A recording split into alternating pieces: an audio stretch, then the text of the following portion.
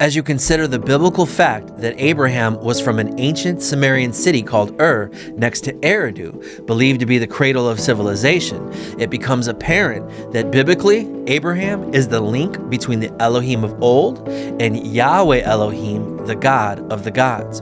The Bible states that Abraham, for 75 years, and his descendants served the Elohim of the region, that is the region of ancient Sumeria, later ruled by Babylon, called Babylonia. But who were these other Elohim that Abraham's descendants worshiped for 2,000 years? Well, in this teaching, we are going to discuss the ancient Sumerian tablets and temples discovered through excavations in modern-day Iraq that parallel the Hebrew Genesis account of the Elohim Council that was at work on the earth, and also corroborated by ancient Sumerian and Babylonian accounts, that is the accounts of the Elohim, also known as the Anunnaki. Thank you for watching I Believe X. All right, let's get started. The biblical timeline, the Bible itself, can be divided into 3 phases or 3 time periods. The first time period is exactly 2,000 years. That's from Adam to Abraham. The second is from Abraham to Jesus. And the third is from Jesus to where we are right now. In the first third of the Bible, which is Genesis 1 through 11, this third of the biblical timeline is actually the history of the ancient Sumerians. The second third is the history of Israel. And the third, or the last 2,000 years, is the history of Christians and Christianity. The first third is Genesis 1 through 11, which are called the Elohist, or the Elohim documents, which are the ancestral documents that are compiled and mixed with the Yahwist documents of Genesis. Then, of course, the Old Testament from Genesis 12 on is the second 2,000 years, the second third. And, of course, from the New Testament is the third. In the first third of the biblical timeline, we see there is an Elohim Council at work. Okay, Elohim is used in a plural way, and Elohim speaks also in a plural way to other Elohim. Then we see Yahweh Elohim separates himself from them, okay, chooses Abraham and works directly with man, not through or with a council. This is what we see in the second third of the Bible and in the Bible timeline. And then, of course, Yahweh's begotten is Jesus. That's what we see in the third part of a part of the timeline of the Bible. Okay, now let's move on. Now, in Genesis 1 through 11, we're just going to show 7 here, for example. In Genesis 1, we see Elohim only. Yahweh's name is not mixed in. Then we see in Genesis 2, 3, 4, we see Yahweh only. Okay, Elohim is not used. Then we see in chapter 5, we see the genealogy. Once again, only Elohim for this chapter. Then we see in Genesis 1 through 8, Yahweh only. Then we see in Genesis 6, 9 through 22, which is the remainder of that chapter, which is completely separate section of that chapter, we see Elohim only. Then we're back to Yahweh only. So what's going on here? Okay, many people don't know this, but Genesis is actually a compilation of ancestral documents mixed with Yahweh's documents, which are added later when they know his name. In the Yahweh's documents that are added later, such as chapter 2, 3, and 4, give context to what was at work and what Yahweh did with and through the Elohim who were on the earth in those days. That is the Elohim Council. Then we see in chapter 5 is Elohim only. That is an ancestral document. Genesis 1, Genesis 5, and Genesis 6, 9 through 22, we see these are ancestral documents which have not been redacted. They have not been plagiarized. They have not been changed. They speak of the Elohim in a plural fashion, as if there are multiple Elohim working with and along with and being used by Yahweh at certain points. Yahweh takes credit for certain things that were done, both judgment and blessing. And what we see here is a collective compilation in the book of Genesis of later documents that are added to ancestral original documents. And when we see Elohim used, it's clear that these are the ancestral documents that were written before Abraham was born. Okay, this is the Elohim Council. Abraham's called out. Now, Yahweh, his name is not known until the Exodus, which means that When the reason Elohim is used because no one knows his name. El Shaddai, he reveals himself to Abraham and then again to Jacob as El Shaddai. However, Yahweh, his name is not known until 2,573 years after Adam is born. This means it's impossible for chapter 2, 3, 4, the first section of chapter 6, and chapter 7 to have been an ancestral document because no one knew Yahweh's name. This brings greater clarity and understanding and helps us understand that chapter 1, 5, and half of chapter 6 is actually about the Elohim who are at work on the earth, and the Elohim plural, and that the Yahwist documents are added later for context, okay? Many people believe that the book of Genesis was redacted. It wasn't. That they was changed. It wasn't. What it is they've added additional stories to give context to the ancestral stories that are chapter 1, chapter 5, and chapter 6, 9 through 10. And we see Elohim speaking to Noah, and we also see Yahweh separately speaking to Noah. And this is what we have, and this is how we rightly divide the word, and this is what is going on. In Genesis, we see the council, let us, Elohim Council. In Genesis 11, we see let us council. There is a council of Elohim at work, okay? Yahweh working through, okay? And Yahweh getting the credit for what the Elohim Council, okay, the Elohim in that day were doing on the earth. Okay. Deuteronomy 32:8 says, watch this. The Most High divided the sons of man according to the number of sons of God, the gods. But the Lord's portion is his people. Then he talks about Abraham. Watch this. In a desert land he found him. He guarded him as the apple of his eye. Yahweh alone led him. No foreign Elohim was with him. We see now Yahweh is separating himself from what are called foreign Elohim. Those are the Elohim that are on the earth that are foreign to the covenant that Yahweh made with Abraham. No foreign Elohim was with him. What Elohim? What foreign Elohim would have been with him? These are the Elohim that were on the earth, the Elohim who the ancestors of Abraham served. Watch this. Joshua 24 says, Yahweh says through Joshua, now therefore follow Yahweh, turn away from the Elohim, the gods. Which gods? The ancient Sumerian Elohim, who your ancestors served in that first 2,000 years. On the other side of the Euphrates River. Where? Euphrates River. These are Babylon's Elohim, later Babylon's Elohim, but originally ancient Sumerian Elohim, also known as the Anunnaki. Okay? Now, turn away from the Elohim. These are not fake Elohim. These are not false Elohim. These are not imaginary Elohim, and these are not idols. These are the Elohim that were not with Yahweh, that Yahweh says Abraham's ancestors served, legitimate, real Elohim gods in that first 2,000 year period prior to Yahweh separating himself from them. The people on the earth in the Sumerian region served these Elohim. And who are they? They're Babylon's Elohim. Anu, Enlil, Enki, and Marduk. Okay, let's move on. Beyond the Euphrates River means in the Mesopotamian, Ancient Sumerian region, also called biblically Shinar. Okay, we're going to talk about this region and the excavations and discoveries that were found in this region. So, this region is actually Iraq, modern day Iraq. Okay, it's also known as Ancient Sumeria, which is the lower region. Later becomes Babylonia as the Babylonians take control and dominate in that region. And biblically, in Genesis 10:10, we know that this is Shinar. In this region are the remains, archaeological remains of ancient civilizations such as the Sumerians, Akkadians, Babylonians, Assyrians, where we get Assyriology. There's been over 1,000 sites and excavations. These excavations have been done over the past several centuries, even dating back to the 1500s. They couldn't translate the tablets at first until the late 1800s, but they still preserved the tablets that they found in museums and at different locations. Okay. These excavations are at ancient cities such as Eridu, Nippur, Babylon, and Nineveh. We're going to start with our discussion today about the tablets and the temples that are found in Eridu. Okay. What is Eridu and where is Eridu? Now, contextually speaking, the Sumerian king's list, which was found in tablets, okay, states that after the kingship descended from heaven, the kingship was in Eridu.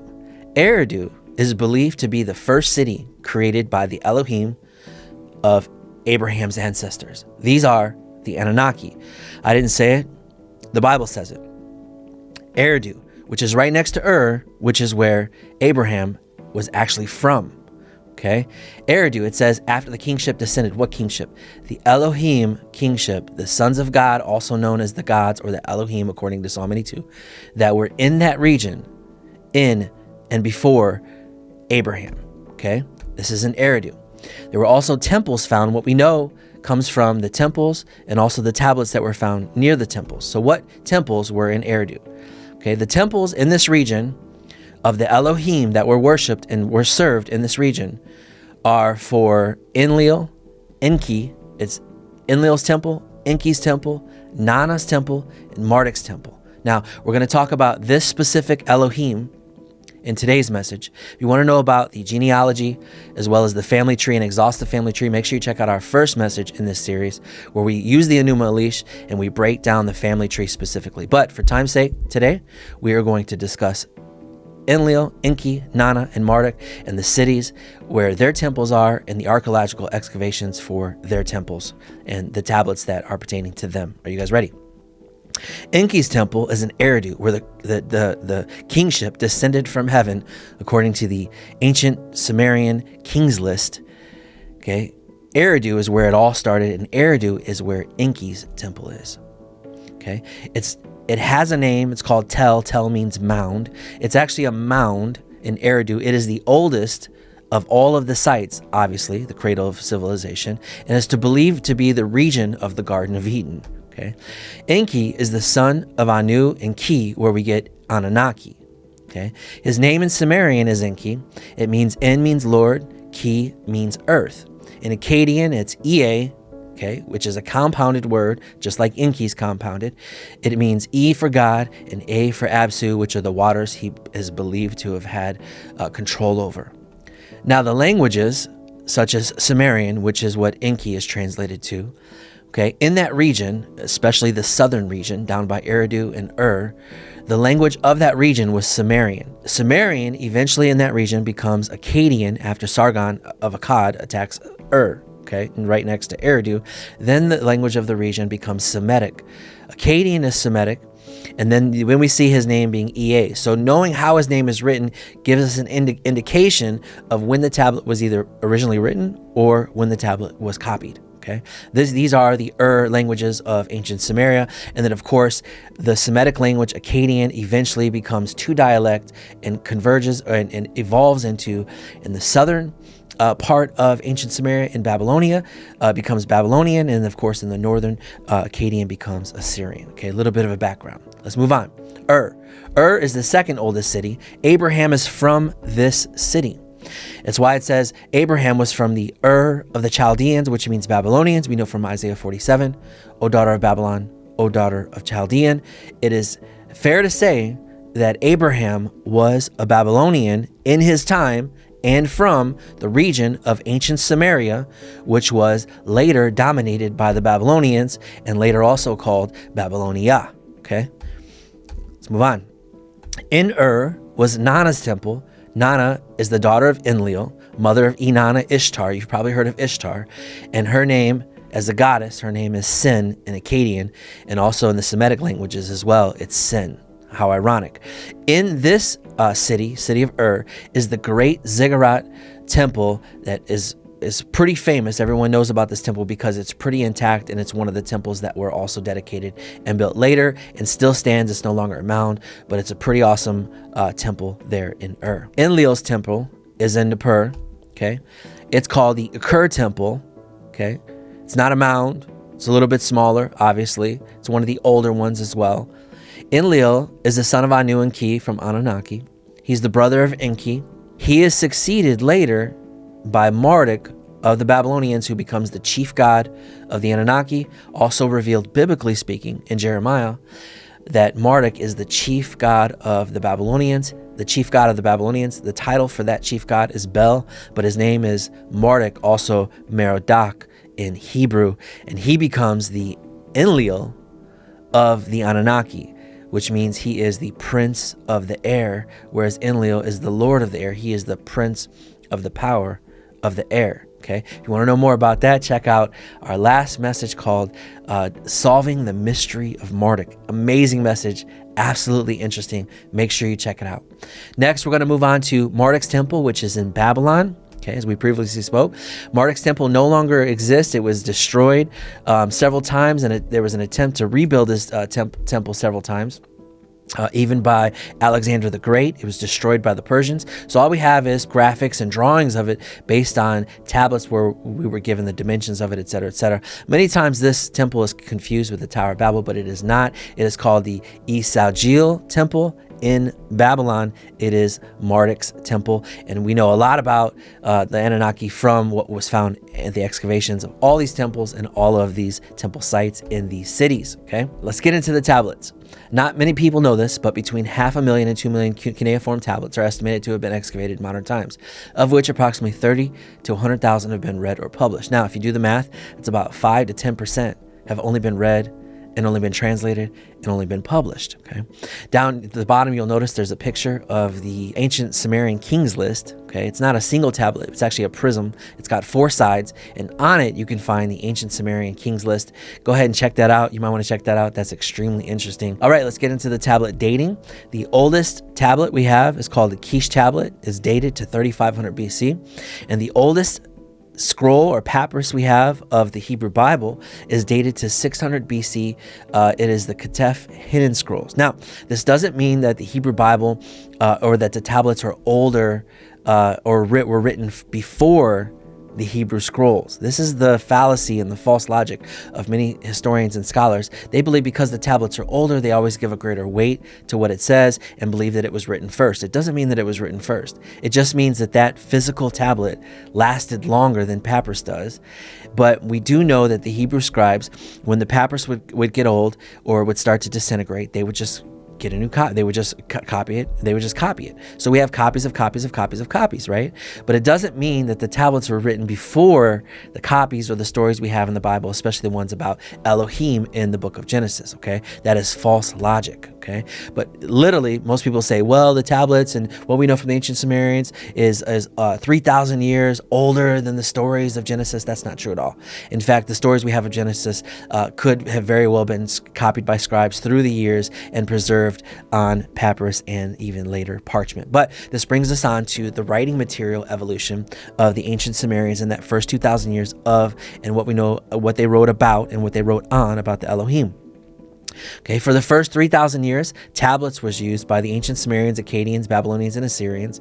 Okay, papyrus comes along. We know it's dated to at least 3000 BC. It's found in Egypt and being used in Egypt as well. Okay, then of course the Babylonians and Assyrians, they use a combination of both tablets and papyrus. And then of course Persian Empire attacks and destroys Babylon. And then from that point forward, around that time, 500, 600 BC, what we see is parchment primarily being used, and even the Dead Sea Scrolls, which is dated to 300 BC. All of that was found on sheepskin, on parchment.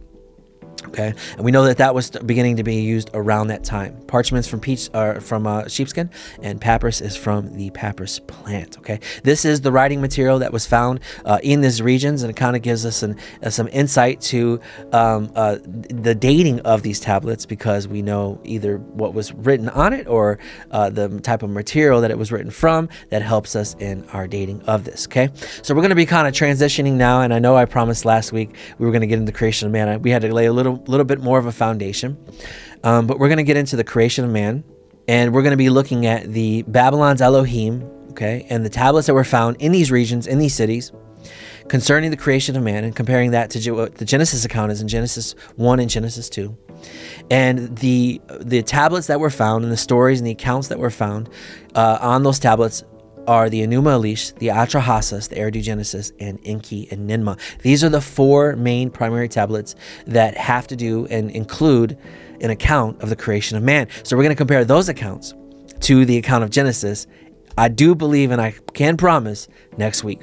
Okay, Enki and Ninmah, majority Eridu Genesis, Atrahasis, Enuma Elish. All of these were found in the late 1800s, early 1900s, translated usually by the early 1900s. Some of them weren't translated until the mid 1900s. So some of these are actually pretty recent, and so 100 years is still pretty recent in the entire timeline that these things would come to light and would give us insight into the Elohim of old, and also the Elohim that will be judged in the book of Revelation. Okay. All right. So let's look at the date of these, the tablets, and when they were dated. Enki and Ninmah is the oldest. Okay. I say Ninmah because it's easier to say than Nin-Hersag. It's also known as the creation of man. It's Enki and Nintu, Enki and Ninmah. She has 3 different variations of her name. I like Nintu. It's pretty easy. Ninmah is easier than Nin-Hersag, but it is the oldest. Okay, dated to 2600 BC. Doesn't mean that's when it was first written. That just means when the copy that we found or the tablet that we found was dated. Okay, Eridu Genesis 2000 BC. Remember, this is not when they were originally written, but these are when the tablets are actually dated. Eridu Genesis, also known as Sumerian creation myth, Sumerian flood story, Sumerian Genesis. Okay, about 600 years later, Atrahasis 1800, Epic of Atrahasis, story of Atrahasis, Babylonian story of the flood. Okay. And last but not least, the Enuma Elish, which was written much later and dated much later in 700 BC. Now, if you compare, let's give you a little sneak preview. If you compare the Enuma Elish to the rest of the ancient Sumerian documents, okay, no conspiracy here. Okay, many historians and archaeologists, they believe that the Genesis account is a redacted copy and a fraudulent copy of some of these previous works and some of these previous accounts. But I submit to you today that the Genesis copy, what we have in Genesis, is actually much closer to the top 3 than it is the Enuma Elish. And if you compare the Enuma Elish, not just to Genesis, but also to these other 3 accounts, it becomes clear that the Enuma Elish, Marduk's version of what happened, is actually the fraud. And I'm going to show you in the next few weeks. It's going to be interesting, okay? Make sure you stick with us.